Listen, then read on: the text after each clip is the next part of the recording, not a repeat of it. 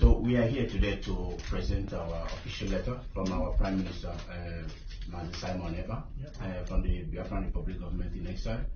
So just to continue our introduction of who we are, our identity as people, and also our future.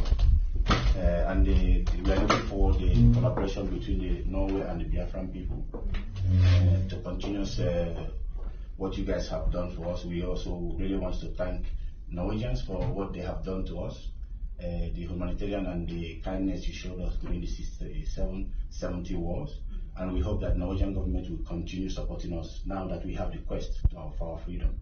So it's one of the things we want to present the letter today to make this official.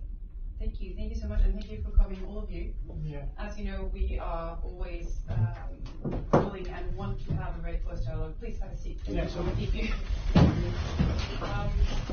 I will convey this to our Minister